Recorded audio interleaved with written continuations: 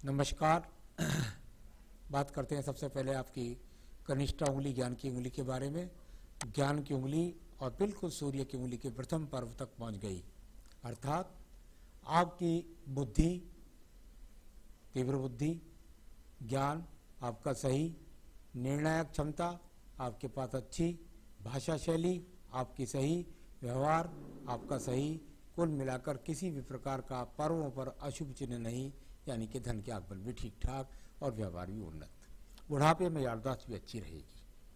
आइए बात करता हूँ मैं यहाँ पर आपकी उंगली की, और वो है आपकी सूर्य की उंगली। सूर्य की उंगली जीवन में बताती है आप कितनी उन्नति तरक्की प्राप्त करेंगे। जब जब इसकी उंगली की लंबाई बृहस्पति की उंगली से लंबी होती है, व्यक्ति जिस स्थान से पैदा होता है उस स्थान से और आगे की तरफ तरक्की प्राप्त करता है। कुल मिलाकर इस पर किसी भी प्रकार की बदनामी का योग नहीं, और साथ ही साथ यहाँ पर शनि की उंगली के साथ चिपके होने के कारण व्यक्ति माता पिता से सेवा करने वाला, उनको प्रेम करने वाला, उनको सहयोग करने वाला, उनसे सहयोग लेने वाला, भाई बहनों से किसी प्रकार से अपनी तरफ से वैचारिक मतभेद नहीं करने वाला व्यक्ति है। यहाँ बात करता हूँ मैं आपकी उंगली की, इसको बोलते हैं शनि की उंगली।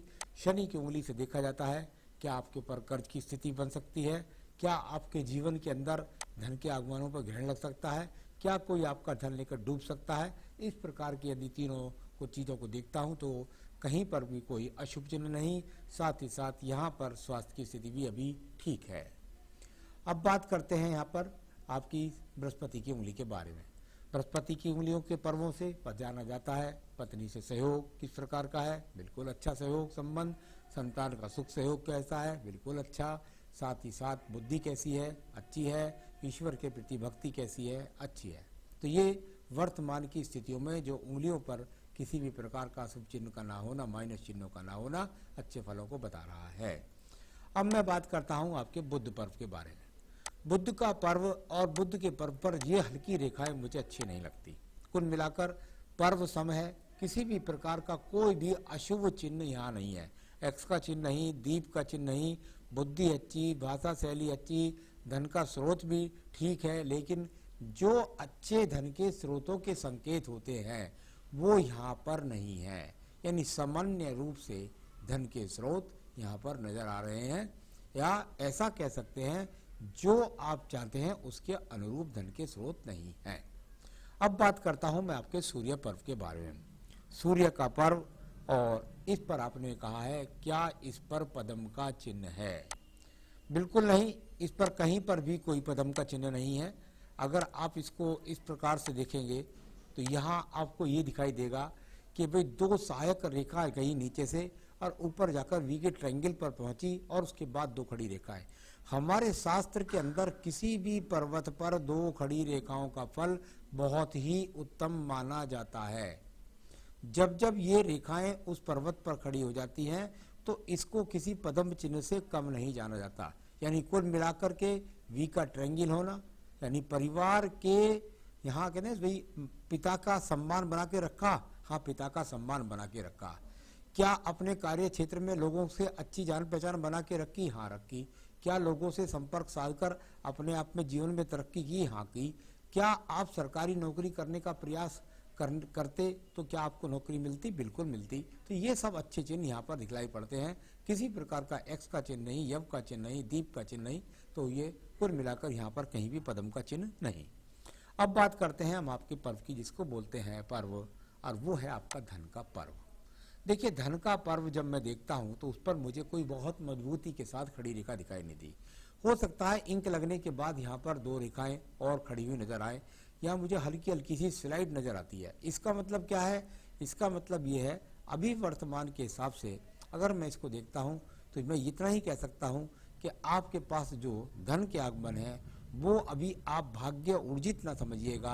आपके पास सामान्य धन के स्रोत दिखलाई पड़ते हैं, यानी बहुत अच्छे धन के स्रोत भी यहाँ पर नजर नहीं आते। अभी मैं भाग्य ऊर्जित इसे नहीं मानता। यहाँ पर बात करता हूँ बृहस्पति के पर्व के बारे में। बृहस्पति का पर्व, और यहाँ पर ये खड़ी दो रेखाएं, यानी दो रेखा यहाँ भी आपको मिली। इसका मतलब ये है आप जो है पूजा करते हैं, भक्ति करते हैं, आपको निश्चित रूप से जीवन में मकान भी मिलेगा। यानी इसके जो कारक हैं बृहस्पति के वो निश्चित रूप से व्यक्ति को मिलेंगे। अब कारकों में क्या है? अच्छा रहने के लिए भवन मिल जाए, सिर ढकने के लिए छत मिल जाए, अच्छी पत्नी मिल जाए, सुख सहयोग मिल जाए, साथ ही साथ विश्वास करते हैं ईश्वर की भक्ति में, इस तरह के चिन्हों को दर्शाने वाली ये स्थिति यहाँ पर बृहस्पति पर्व है। मैं बात करता हूँ आपकी हृदय रेखा के बारे में।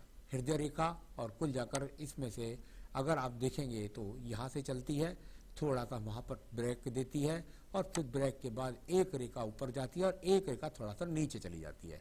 अब इसमें होता क्या है, जब इस प्रकार से ये ब्रेकेज आता है, और वो पर्वत कौन सा है, शनि पर्व है। शनि पर्व के नीचे ब्रेकेज का मतलब होता है कि व्यक्ति के जीवन के अंदर जो इच्छा उसकी मन के अंदर है धन की प्राप्त करने की, वो अभी नहीं हो रही है।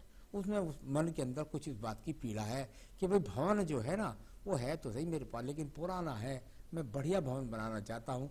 इस तरह की कुछ बातें मन के अंदर हो सकती हैं। तो कोई बुरा भाव नहीं है, कोई बुरे व्यक्ति नहीं है। एक रेखा जो आगे डाउन हो गई है ज़्यादा, इससे थोड़ा सा इस बात का होता है कि व्यक्ति अपने जीवन में, क्योंकि इसने दीप बनाने का प्रयास किया है दो तरफ से, जब ये दो तरफ से प्रयास करती है इस तरीके से दीप बनाने का, तो मन के अंदर क्या होता है, व्यक्ति के दिन के अंदर एक बात होती है कि भाई मेरे को जो है ना अपने आप में जो पत्नी थी वो मुझे उस तरह की शिक्षित नहीं मिली, या उस तरह के कलर रंग की नहीं मिली, या इसके स्वभाव में कुछ इस तरह की बात है जो मेरे से तालमेल नहीं खाती है, इस तरह की बात रहती है मन के अंदर। दूसरी रेखा बुद्धि रेखा के साथ समानांतर चल के और सूर्य पर्व को देखती है, मेरा नाम हो, मेरा यश हो, मेरी दूर दूर तक पहचान हो। ये दीप का चिन्ह नहीं है, इस प्रकार के चिन्हों को दिखलाने वाला यहाँ पर ये रेखा है। तो ये सब मन की इच्छाओं में बहुत सारी छोटी छोटी रेखाएं भी हैं, शनि पर्व की दिख रही हैं, प्रयास कर रहे हैं लेकिन उनके प्रयास के पूरे फल नहीं है। आइए बात करते हैं इसके बाद में आपकी यहाँ पर निम्न मंगल पर्व की। निम्न मंगल पर्व कर्म रेखाओं के रूप में जाना जाता है। यहाँ पर कर्म रेखाएं सामान्य रूप से है, यानी आप जितनी मेहनत समझते हैं इतनी मेहनत के अनुरूप आपको अभी फल नहीं मिल रहा, यानी आपकी जो मेहनत है मेरे हिसाब से वो भी कम है, जिससे आपको ज़्यादा मजबूती के साथ यहाँ पर मैं नहीं कह सकता कि फल मिल रहे हैं। आइए बात करते हैं इसके बाद में आपकी यहाँ पर बुद्धि रेखा के बारे में। बुद्धि रेखा और यहाँ से तो शुरू में इस तरीके से रही, बहुत ही सम्मान प्राप्त करने के लिए प्रयास करते रहे, बहुत दुनिया में नाम हो, और यहाँ ये रेखा जाकर सीधा मंगल पर्व को गई। यानी कुल मिलाकर मैं कह सकता हूँ आपके जीवन में अच्छी शुरुआत सोच जो है वो 28-30 वर्ष के बाद हुई। उससे पहले तो कुछ ऐसी सोचते रहे कुछ भी कि भाई बस झटके से हो जाए काम, ऊंचाई मिल जाए, लेकिन यहाँ बुद्धि रेखा बैलेंस के साथ जाकर मंगल पर्व तक जाती हुई, यानी कुल मिलाकर बुद्धि इस समय बहुत ही अच्छी तरीके से काम कर रही है और योजनागत तरीके से आप धीरे धीरे बढ़ रहे हैं। नित्य मंगल पर्वत पर जाना जाता है झगड़ी के लिए, झंझटों के लिए, एक्सीडेंट के लिए, कुल मिलाकर मुकदमों के लिए। ऐसे चिन्ह यहाँ पर कोई भी नजर नहीं आ रहे हैं। मैं बात करता हूँ आपके चंद्र पर्वत के बारे में। चंद्र पर्वत जो आपके जीवन में बताएगा, आप विदेश यात्रा करने जाएंगे, यहाँ से कोई चिन्ह दिखाई नहीं देता। आप घर से दूर जाकर के कहीं किसी चीज़ से जुड़ जाएंगे, ऐसा भी कुछ दिखाई नहीं पड़ता। आपको डिप्रेशन का योग बनेगा, ऐसा भी नहीं दिखाई देता। आपको कोई अवसाद का योग होगा तो वो भी दिखाई नहीं देता। अब बात करता हूँ आपके पास व्यापारिक रेखाओं के बारे में। देखिए, व्यापारिक रेखा कोई भी मजबूती के साथ में नहीं, बुद्धि रेखा ही व्यापारिक रेखा कहलाती है। अगर बुद्धि रेखा समानता के साथ एक रेखा होती है तो व्यक्ति एक बार में स्थिरता के साथ काम करता हुआ अपने जीवन में तरक्कियों को प्राप्त करता है। यहाँ पर ब्रेकिज करेगी, यानी कि जीवन में ऐसा हो सकता है काम लेकर चले, वो सही ना चले, फिर दूसरे की तरफ मुड़ना पड़े। इस तरह से बहुत मजबूती के साथ व्यापारिक रेखा यहाँ पर नजर नहीं आई, क्योंकि बुद्धि रेखा कनिष्ठा की उंगली मजबूत थी। तो कुल मिलाकर व्यापारिक गुण है, लेकिन उसमें थोड़ा सा अप डाउन के बाद आपको जीवन में सफलता प्राप्त होगी। मैं बात करता हूँ इसके बाद आपके भाग्य पर्व के बारे में। भाग्य का पर्व और भाग्य के पर्व में देखेंगे तो बिल्कुल अस्त जैसी भाग्य रेखा, ये रेखा भाग्य रेखा का रूप अच्छा नहीं कहलाती। जब इस प्रकार की अस्त जैसी रेखा हो, देखिए यहाँ 35 वर्ष पर जरूर ट्रायंगल इसका नजर आता है, लेकिन वो ट्रायंगल यूँ नहीं हुआ क्योंकि बुद्धि रेखा जा रही थी सूर्य पर्व को। कुल मिलाकर ये अस्त जैसी ही रेखा, और आपकी 43 वर्ष पर भी यह अस्त जैसी ही रेखा है। जैसा पूरे हाथों से नजर आया ऐसा यहाँ भी नजर आया कि कुल मिलाकर जो इस समय भी है वो मैं आपका भाग्य ऊर्जित नहीं मानता, और यहाँ पर आपके कर्म रेखाएं अभी पूरी तरीके से अभी काम नहीं कर रही है। तो कुल मिलाकर बहुत अच्छी भाग्य रेखा नहीं है। चलिए, ये सब हो गया। अब इसके बाद बात करते हैं हम आपकी भाग्य रेखा के बाद में ये यहाँ से कुछ इस तरह की रेखा जब निकलती है मणिबंध के आसपास से, तो इससे पैतृक संपत्ति मिलती है व्यक्ति को। तो चलिए अब बात करता हूँ इसके बाद मैं आपके यहाँ पर शुक्र पर्वत के बारे में। शुक्र पर्वत, और यहाँ पर यदि आप देखेंगे तो बिल्कुल ऊर्जित शुक्र पर्व आपका, यानी एनर्जी ठीक, पत्नी के साथ संबंध ठीक, घर में जीवन का घर भी ठीक सामान्य रूप से, और संसाधन भी आपके पास हैं। तो शुक्र तो आपको सब कुछ दे रहा है, कोई कमी नहीं दिखाई देती। और यहाँ पर बात करूँगा इसके बाद आपकी आयु रेखा की। आयु रेखा को यदि आप देखेंगे तो थोड़ा सा यहाँ ब्रेकेज करती है इस जगह पर। ये यहाँ से स्थान परिवर्तन का योग होता है। जहाँ ये चीज़ दिखाई पड़ती है, यहाँ मैं लगभग आपकी उम्र को समझता हूँ 40 से आपका 43वां वर्ष, जहाँ ये अलगाव हो रहा है। जब इस प्रकार का अलगाव होता है तो ये व्यक्ति या तो स्थान परिवर्तन करता है, या कोई दूसरी जमीन खरीद लेता है, या ऐसा कर सकते हैं कि मकान का परिवर्तन करता है। इस तरह का मैंने हाथों के अंदर इन ब्रेकेज या इस तरह का डिफरेंस आने के बाद देखने में आता है। कुल मिलाकर ऐसा आपके जीवन में अगर यही निरंतर रेखा चलती रही, इस तरीके से बनती रही, तो ये ऐसा होगा आपके जीवन में लगभग जाकर के 60 से और 62वें वर्ष के बीच में भी। तो ये उस तरह की स्थिति है। स्थान परिवर्तन के कारण कुछ भी हो सकता है। और यहाँ पर मंगल रेखा पीछे की तरफ है जो कवरेज रेखा का काम कर रही है। ये आपको सभी मुसीबतों से निकाल कर ले जाएगी, इस तरह की कवरेज रेखा। और आयु रेखा जो आपकी है वो वर्तमान के अंदर लगभग अभी 76 से 77 की। तो इसके बाद की चिंता की बात नहीं है, आगे भी रेखाएं बनती रहती है। तो ये तो हुआ आपके हाथ के पढ़ने का एक तरीका। अब मैं आपको बताता हूँ आपके सवालों के जवाब।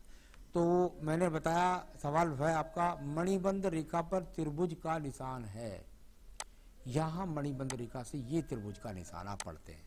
देखिए मैं बताता हूँ इसका फल क्या है। ये दो रेखा जो साइड में खड़ी हैं, एक तो आयु रेखा के पक्ष के लिए जाने वाली रेखा के रूप में ये जो रेखा यहाँ से निकली है, और ये रेखा और ये कोई कहीं पर कोई त्रिभुज का निशान नहीं, ये कहीं पर कोई मछली का निशान नहीं। ये सिर्फ और सिर्फ जब मणिबंध पर रेखाएं दो खड़ी हो जाती है, व्यक्ति को पैतृक संपत्ति मिल जाती है। इसका ये मतलब होता है, यहाँ मणिबंध के प्रथम पर्व पर होता है तो व्यक्ति साहस के साथ अपनी बीमारियों पर जीत दर्ज करता है।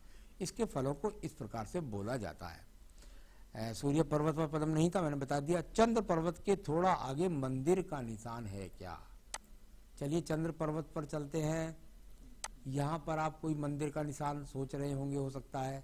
मुझे तो यहाँ पर कहीं भी कोई मंदिर का निशान नजर नहीं आता। देखिए ये काल्पनिक हिसाब किताब से आप सोचेंगे तो आपको जैसे बादलों को देख करके चिन्ह बन जाते हैं, इसी प्रकार से दिखाई देगा।